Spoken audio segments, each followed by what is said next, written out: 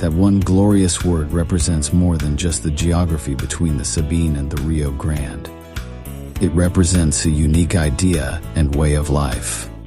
A life of rugged individualism, proud self-reliance, gritty toughness, and fierce independence.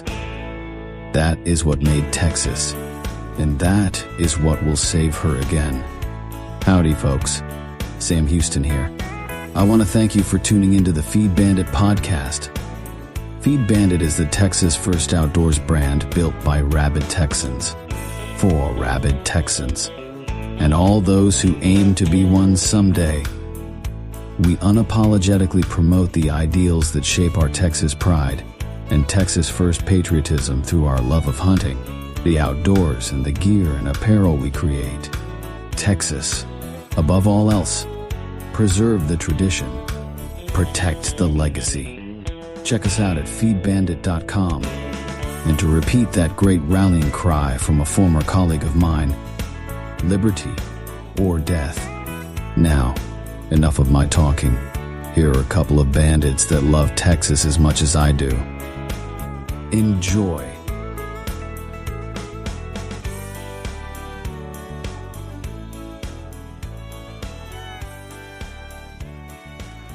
Howdy, friend. Welcome back to the Feed Bandit podcast. Jimmy back with you. And on this one, we're going to continue our series on Whitetail Strategies. Lately, we've been going through the book called Whitetail Strategies, funny enough. And this will be chapter 14. And it's an interesting chapter about something that I don't do. So I'm definitely going to learn something from it. And I hope you do too. So let's go through it and see what we can find. It's called Using Decoys to Bag Whitetails. It was just getting light as I started tying the string from my natural deer tail decoy to my ankle. As I made the last knot, I could hear the crunching of leaves as several deer approached my stand from a nearby draw. I quickly tested the tail that was set up at the bottom of a small stand of thick evergreens about 25 yards from my tree stand, which skirted along a small lot of oak trees. This spot seemed ideal because of the profuse amount of white acorns and the ample cover it offered. The first deer to walk out of the draw and up the trail through the evergreens was a doe. Every few steps she stopped, looked around, and sniffed the air current. For whatever reason, she acted as if something wasn't right. Behind her, I could see the bodies of several more deer, one which had a decent set of antlers. And I thought, if the doe continues to walk up the trail and the other deer follow her, I'll get a broadside shot at the buck without ever having to use my decoy. That's what I thought to myself. I wasn't sure if that possibility made me happy or not. I really enjoyed using natural deer tails as decoys, especially since I had excellent success with them over the years. In any event, I was prepared to play out the scenario no matter which way it unfolded. Just then, the doe caught sight of the deer tail as it laid motionlessly over a clump of tangles. Her cautious demeanor immediately turned semi-alert. I instantly knew what she was worrying about, the lack of natural movement of my decoy. As she stared at the decoy tail, I slowly but deliberately moved my ankle back and forth.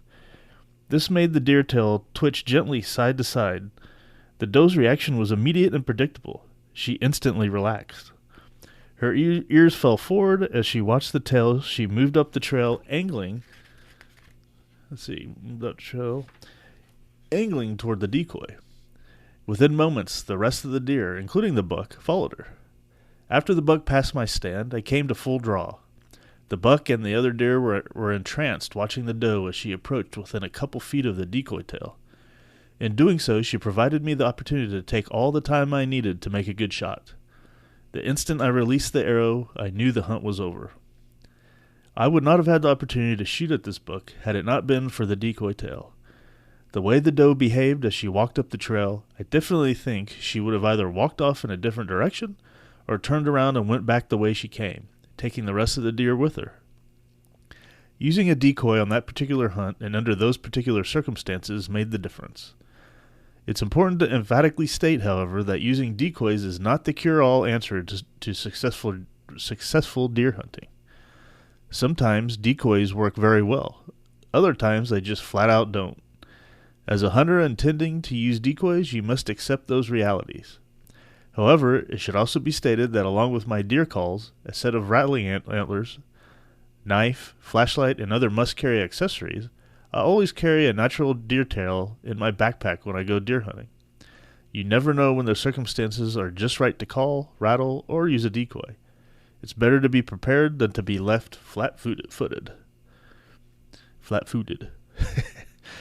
As a hunter who regularly hunts by breaking the traditional ways of hunting deer, using decoys just seemed a natural evolution of my deer hunting tactics. After all, I reason the Native American Indians use decoys quite successfully. We've all seen the Western movie where an Indian brave drapes a deer hide with head and antlers over his body and cautiously approaches a deer to within a few yards. In researching the use of decoys, I discovered this scene wasn't conceived out of the wild imagination of a movie director. In fact, archive photos and journals strongly support the fact that Native American Indians used decoys for deer hunting. I've quietly used various hunting decoys for 30 years. Over the last 10 years, however, I've also used full-size deer decoys as well. In some instances, full-size decoys make deer nervous. Therefore, before deciding to use decoys to hunt whitetails, you should understand decoy takes understanding of decoy tactics, patience, knowledge of deer and their behavior, especially related to other deer, and without question, you should have a lot of resourcefulness as a hunter.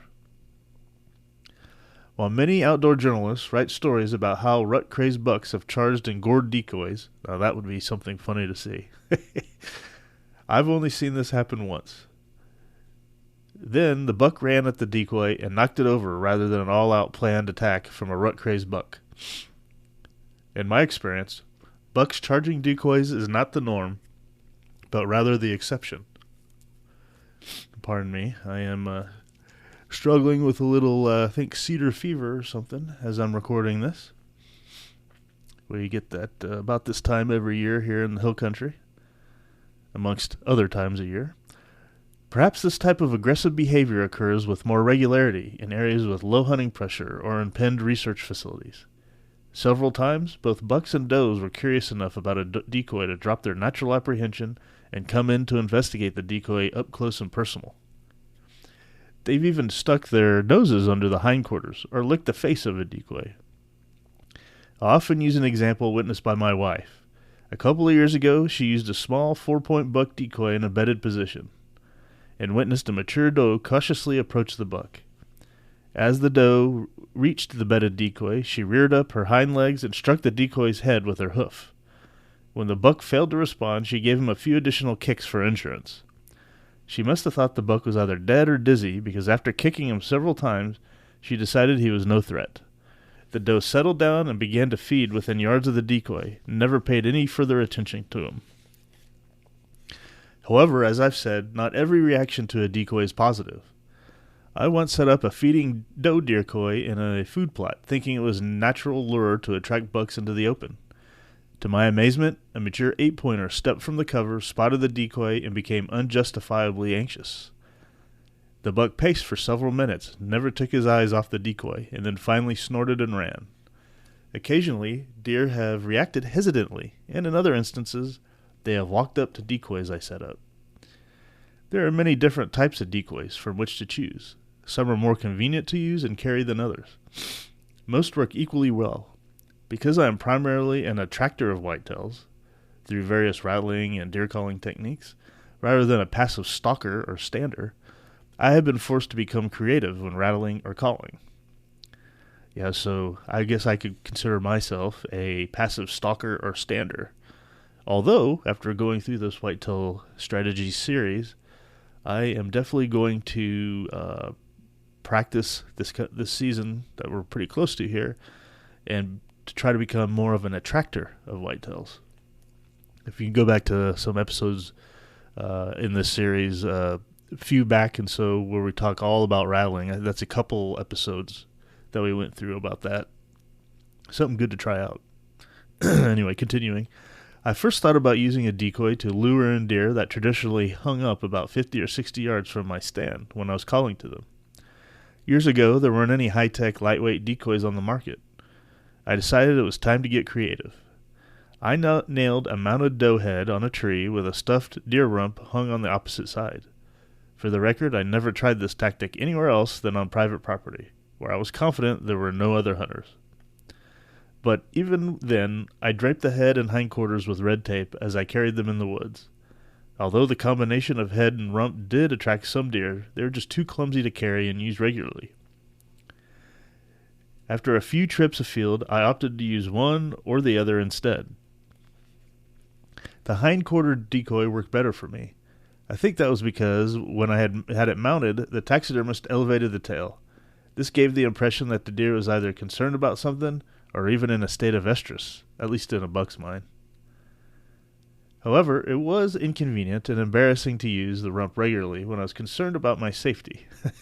Using something different was what I had to do if I wanted to continue to use decoys.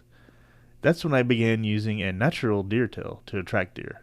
It was easy to carry, set up, and a lot safer to use. All right, let's learn about natural tail decoys.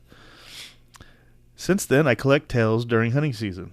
I clean the tail, comb it free of tangles, briars, and other debris, spread it out between two pieces of cardboard, and place several rubber bands around the tail sandwich. Then I place it in the freezer to keep it fresh and to maintain its shape. Several weeks before hunting season rolls around, I take it from the freezer, cut a small hole in the hide at the base of the tail, large enough to pass a string through, and hang it outside to let it air out and soften up. Here are some ways to use a natural tail decoy. Well, before I get into that, okay, so that's not a bad idea. I believe I will try that this year. Just discard those tails along with the rest of the carcass. But now we know another use. So are some ways to use a natural tail decoy. Whether you're a caller or a stander, a natural deer tail decoy, that's a tongue twister, can often make the difference between seeing and not seeing the deer. In states where this is legal, hang the tail 10 to 20 yards from your stand in semi-open cover, not too brushy, but not wide open either, at a natural height of a mature deer's rump, about 28-32 inches. If you're a believer in scent, as I am, lightly and very lightly, sprinkle whatever scent is applicable on the tail, doe and estrus, tarsal, interdigital, or buck urine. Remember, it's critical not to overuse scent. Too much scent will cause the deer to spook and leave, bar nothing. Also, be sure to have at least 30 yards of string attached to it. If you're hunting from the ground, tie the string around your shooting forearm. When hunting from a tree stand, tie the string around your ankle. In either case, gently tug the string several times every half hour. Not enough to make the tail twitch erratically or high, but just enough to make it move gently side to side. If a deer happens to be passing or you call one in, the twitching tail often attracts the deer out of cover. In the worst case scenario, it will hold him still long enough to get a shot. Most important, it detracts the deer attention from the hunter. When the deer are passing your stand and looking as if they aren't going to come close enough for a shot, make a soft blat and flick the tail quickly, 2 or 3 times. Deer, especially bucks, become interested enough to alter their direction and come directly toward what they think is another deer. Cloth decoys. I have also used camo cloth tail decoys as well.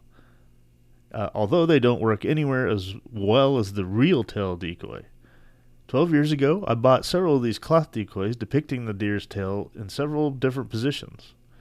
One has the tail extended to the side to imitate a hot doe. Another shows the tail hanging straight down, imitating a relaxed animal. A third has the tail straight up in a flagging position to imitate either a spook deer or a deer flagging to gain the attention of another deer.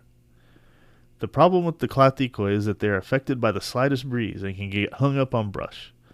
They don't move or look as natural as real tails do, and they don't dissipate scent as effectively either.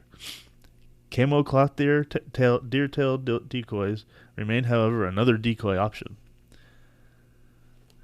But it sounds like you want to go with the real one. Full-sized, real-life decoys. Over the last several years, I've researched and used many different types of full-size deer decoys.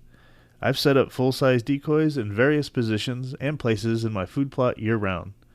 These full-size decoys offer hunters many options as they're attractive to deer because of their life-size shape and appearance, if used and set up properly.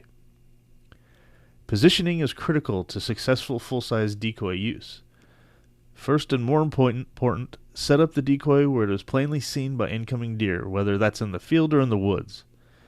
Deer surprised by decoys often don't get over the initial startle and react negatively from that point forward. However, if the full-size decoy is placed in the open, and not in heavy brush, and the deer have time to see it from a distance, they react to it much more positively. Placing decoys in woodlots also offers you a better opportunity to conceal yourself. Obviously, it's most important to make sure the wind is in your favor. To further relax incoming deer, you can use deer calls. The vocalizations the real deer hears makes it feel that the decoy, although a bit corny looking, is another deer. However, and this is very important when using calls with decoys, you must not make aggressive calls, which I guess that makes sense since they don't move. Make soft, infrequent vocalizations. Next, position the decoy so you have a good view in any direction. Shooting lanes are very important when using decoys. Deer, especially bucks, often circle a doe decoy several times, usually coming in from behind, before eventually moving in. However, when setting up buck decoys, remember that bucks usually approach a decoy buck head-on. Therefore, you should set up a buck decoy with the deer's head facing you. So this will give you a better shot as the buck approaches the decoy with its head facing away from you.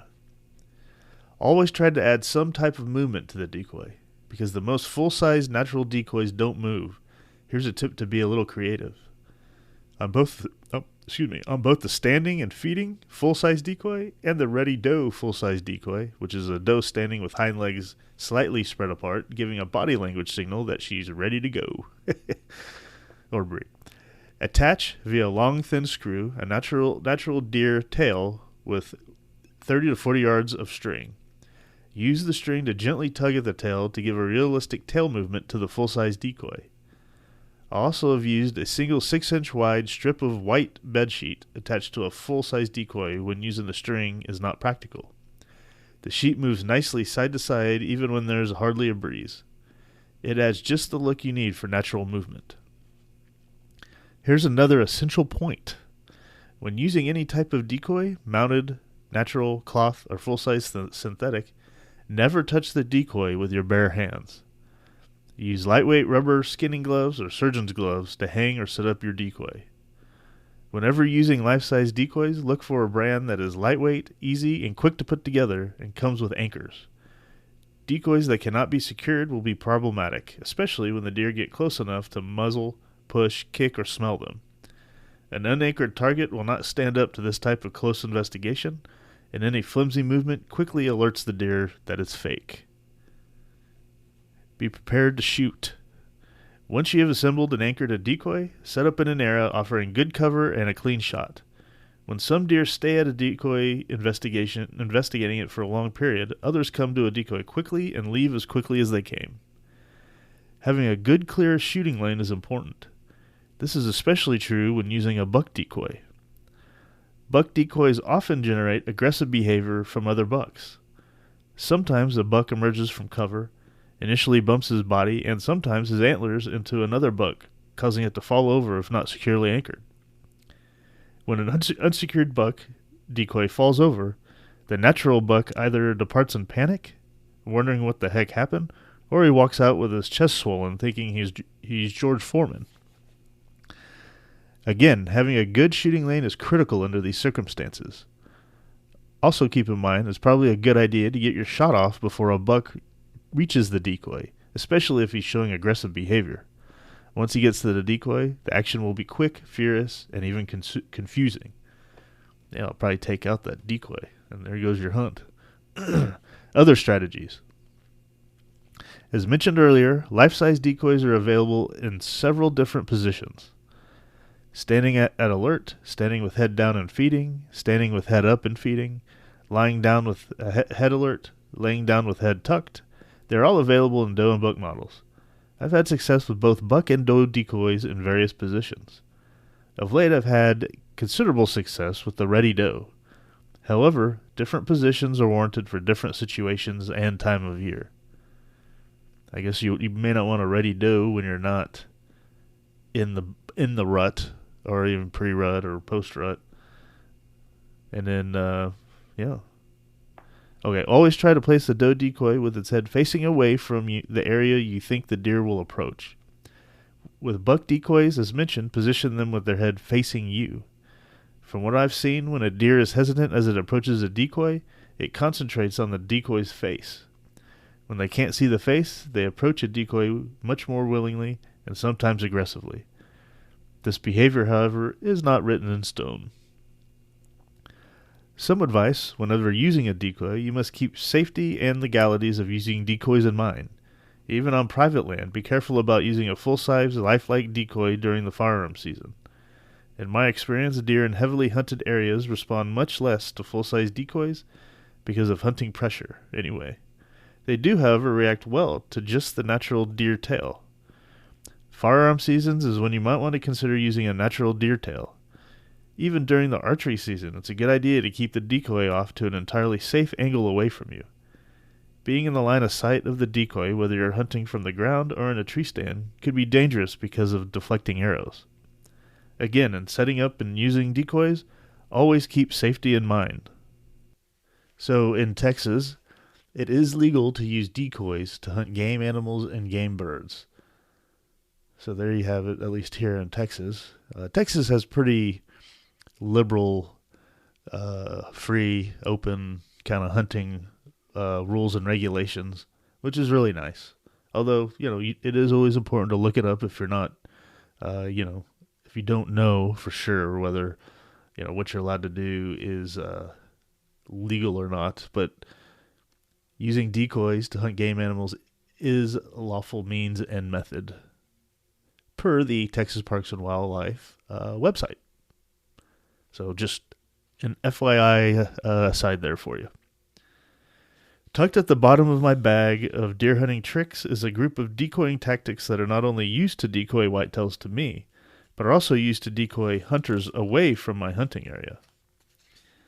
How's he going to do that? Keep in mind, the information I share with you about decoying hunters away from your hunting location requires being somewhat devious. Your ethics, when using these strategies, can and will be questioned. My answer has always been to use the adage, with a slight adjustment, all's fair when it comes to love and deer hunting. Most hunters must contend with the very fact of having to hunt pressured deer on public ground. This excess pressure on deer and hunters is a two-sided coin. While it is true that excess hunting pressure creates some opportunities to shoot bucks as they're driven, intentionally or unintentionally, past you by other hunters, most time, excess pressure creates fewer opportunities to shoot a buck. Deer resolve themselves to use offbeat survival tactics, and cagey hunters develop similar tactics not only to attract whitetails, but also to confound the competition. I developed some of these offbeat decoying tactics several years ago. They include using a scarecrow or human dummy, creating false rubs and scrapes, false tracks, and nylon stockings stuffed with human hair. So he's going to talk about scarecrows here. Scarecrows. I first started using scarecrows about 4 years ago when I began to hunt near my home. When I first began hunting the land, there were a lot of hunters. This excess pressure sent the deer into hiding within a week after season began. As deer sightings by these other hunters became fewer, they expanded their search by indiscriminately walking around without regard to the time of day or other hunters. The land, however, is steep and mountainous, and most of the hunters stayed low and hunted just along the base of the mountain. Predictably, they would drive the swamps and thick cedar groves of cover in the low ground and send the deer scurrying up the mountainside. The mountain's top foliage on the south side is extremely thick. The deer, once spooked from the northwest side of the mountain below, try to reach this thick cover found on the south side by following very definite escape routes, most of which are right smack dab in the middle of the mountain. In order to discourage these deer from going into the south side, I decided to set up a diversion. I nailed together two 2x2s in the shape of a cross, stapled old hunting garments to it, and used a cheap plastic pumpkin for a head. I made 2 of those decoys. One was nailed to a tree out of reach of other hunters, so it wouldn't blow away. The other was placed on the ground, also nailed to a tree, along a deer trail within the sanctuary of the cover the deer were heading. These decoys confused the deer into thinking hunters had discovered their bailiwick. Many times I watched deer trot up the mountain, and if they discovered the first decoy, they made an immediate detour. The new direction often took them close by my tree stand. If deer that I couldn't see made it to the thick cover, some eventually bumped into the decoy planted there. These deer would come from behind my stand and drop back off to the middle of the mountain. Both detours put the deer within shooting distance of my stand. As years passed, fewer sportsmen hunted this property. I no longer use human scarecrows as decoys, but these decoys served their purpose for the first year or two. These days I use more traditional decoys. There are, however, problems with using human scarecrows. You must build the decoys, dress them, buy a head, carry them into the woods, and set them up. You must also check them several times during the season. When discovered by other hunters, they may or may not survive the encounter. I have had several human scarecrows decoys dismembered by hunters who were totally confounded by their presence. If you hunt private land, these scarecrow decoys can deter deer from certain trails and goat them into using others, without having to worry about losing the decoys to curious hunters. I also like to use scarecrow decoys in standing cornfields. Although I've only done this twice, both times I saw more deer than I would have otherwise. Sharpen the bottom of the decoy's 2x2 stick and shove it into the ground in the middle of the standing corn. Then sprinkle it with cologne. Be careful not to get any on yourself. Deer sneaking into the corn throughout the day see or win the decoy. By setting up with a good vantage point overlooking the standing corn, you can get a shot at a buck as he tries to avoid the obvious danger, that being of the decoy that he smells. Scarecrow decoys can be embarrassing to use, too. 2 years ago, I set one up while bow hunting in a spot I call the bowl. I usually post on a ledge that is well concealed and overlooks a very narrow flat 10 yards under me. Deer walk along a trail on the flat from either one of the two directions. If they come in from my right, they usually drop off the flat to a ledge below before passing my stand. I decided to put a scarecrow decoy on the ledge below, so if a deer was about to drop off, he'd see it and hopefully turn back. The first deer to come from my right with a group of does. They headed right to the drop-off, and as they approached, they turned and walked directly under me. Wow, I thought, I can't wait until a buck passes. None did, however. After removing the dummy, I walked up the trail and back to my vehicle. There, I bumped into a couple of other hunters. No need to try to explain. Let's just say the incident was embarrassing. Since then, I have never used a scarecrow decoy, other than on private ground where I know I wouldn't meet anyone else. Yeah, I'm sure those other hunters were like, what in the hell is this guy doing? And he gave him a story they'll probably tell for a long time. If you can get over the inconvenience of making, carrying, and setting up human scarecrow decoys and the possibility of being embarrassed when other hunters discover you use them, these decoys will deter deer from using certain areas and also increase your odds for success. Human scarecrows can also get deer accustomed to human presence as well. Set one of these decoys up in a tree stand or on the ground just after deer season ends. Although deer will react negatively to it first and even avoid it, eventually they'll get used to it and realize it does not present a danger to them. After months of passing the decoy without incident, they learn to ignore it and confidently use the area despite its presence. This is a great ambush tactic. The day before bow or firearm season begins, remove the decoy. Deer will assume the person sitting in the stand the next morning is the same non-threatening form they've become accustomed to over the last several months, creating some excellent possibilities for you. Now that's a good idea. Using the decoy to get the deer used to the decoy so that then you can replace the decoy and sit there. I really like that idea. Human hair. I learned this tactic a few years ago after reading an article in Organic Gardener magazine. The article mentioned a non-toxic method to keep animals, especially deer, from eating your garden and vegetables. The article suggested hanging nylon stockings filled with human hair around the garden. Thus, another one of my unorthodox deer hunting ideas was born. This tactic encourages deer to avoid one area and use another. Unlike the scarecrow, which is mostly a visual deterrent kind of decoy, the human hair decoy bag is strictly a scent decoy. It is simple to make and use. Go to any barbershop and collect some of the discarded hair clippings and place them into a nylon stocking. Caution here, don't let the barber do this for you. You collect the hair using surgeon's gloves. Also use the gloves to stuff the stocking and hang the sock in the woods. The hair scent alarms deer walking along trails to alter their route. By setting up the alternate routes, you could get a shot at a good buck. Through experience, I've learned that over a few days period, the hair loses its odor and deer began to ignore it. To keep the odor strong, you have to change the hair in the stocking every few days. Cumbersome, but fruitful. Yeah, that requires a lot more work, that's for sure. And if you don't live on your land and you're having to drive there only for the weekend, that could be a little more dicey. That's why setting up the scarecrow and then you replacing it would actually be a great idea if you're in that scenario. False rubs. Here's where we get a bit devious, but before I explain, let me tell you how false rubs work for bucks. Without getting into detail, a buck rubs a tree to make visual signposts for another buck to see.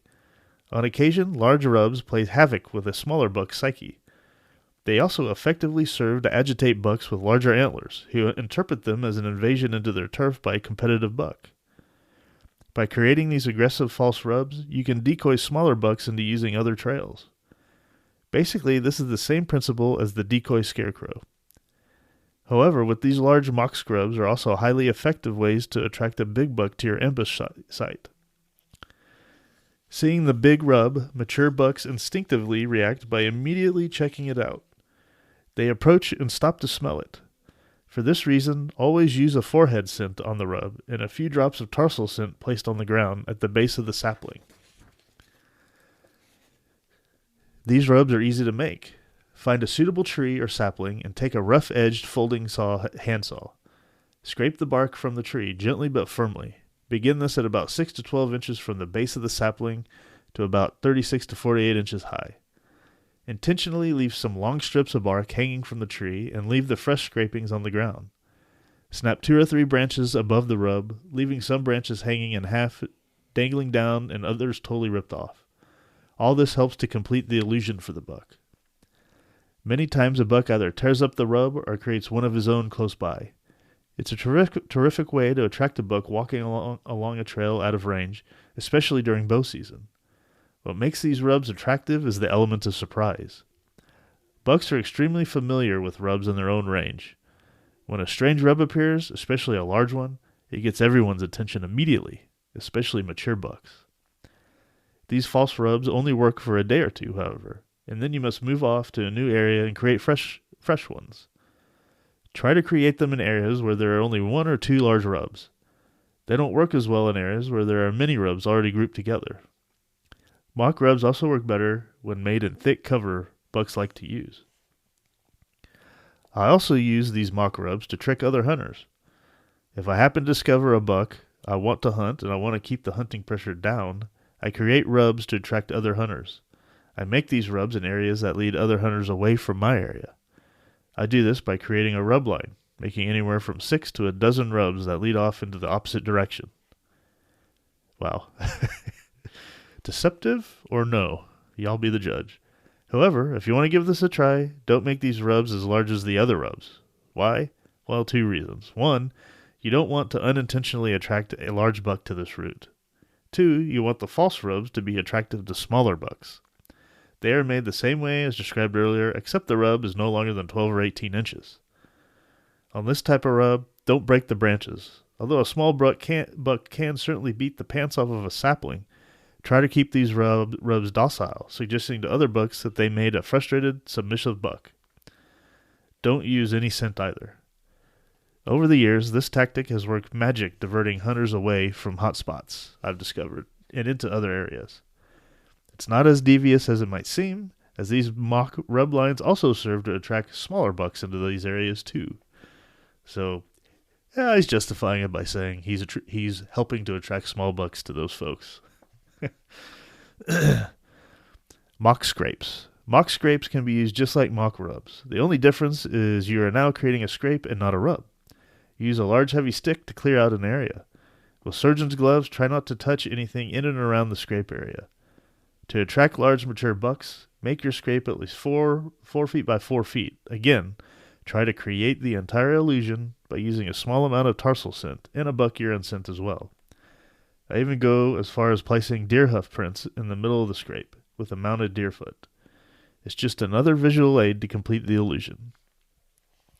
Remember to break off one of the overhanging branches and let it hang in its broken state over the scrape. This mock scrape will attract bucks both visually and through their olfactory. I've found this to work best several days prior to the peak of the primary rut, when bucks are in the frenzy period just before mating with does. Obviously, these scrapes can also deter hunters from your area, just like the mock rub line. Again, make a scrape line leading away from your area. The size of these scrapes should be no larger than 2 by 2. If you want to be a nice guy, place only a small amount of buck urine in them, not tarsal. This way, smaller bucks, by the sheer size and odor of the scrape, will be attracted to them. You won't have to feel as guilty. Try the traditional decoy tactics I talked about at the beginning of this chapter, along with these 3 unusual decoying tactics. They'll put you in the action this season. They'll also help to reduce the hunting pressure in your area from competitive hunters. Remember, hunting pressure is the number one factor in determining whether or not you'll have a successful hunt. Trimming down this excess hunting pressure by using one of these unorthodox decoying tactics can't be all that bad, can it? You decide. All right. Well, there you have it. Hunting over or using decoys to bag whitetail, or hunting over decoys. So just as a reminder, what we talked about was using a natural tail decoy. Actually taking the tail from one of the deer that you harvest this year, and cleaning it up, freezing it for the next season, taking it out and hanging on a tree branch or so with a string attached. That way you could pull on it to try to attract deer that way. You could also use cloth to do that, or a little bed sheet. You can use full life decoys, but he recommended putting one of those tails or something of that sort on the decoy with, attached to a wire, so that you can at least give it some movement while that decoy's sitting or standing out there. And then the kind of the crazy strategies, we're using scarecrows.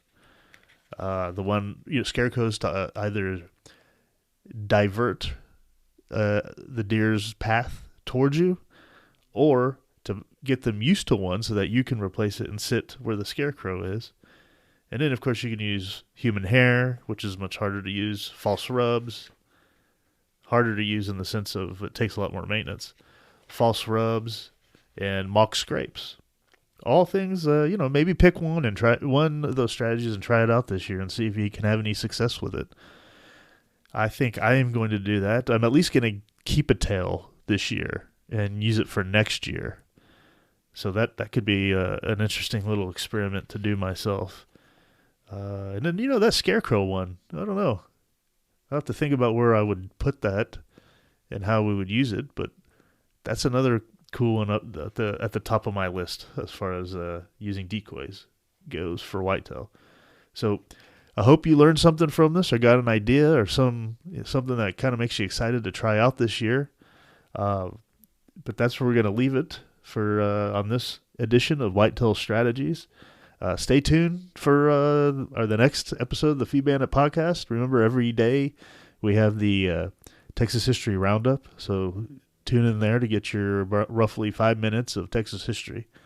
And I always say you can be the trivia man at the water cooler at work, impress people with your Texas history knowledge. And then check out our website. We got some awesome, the best darn Texas polos out there, Texas camp polos out there. Great designs. They look amazing. Check them out. As well as we got some cool caps, some lids, as the young kids say, out there with a lot of Texas theme and hunting themes. So, and we will constantly be adding more and more, so check that out. All right, with that, thank you so much for listening. We'll catch you on the next one. And remember, support your local feed store.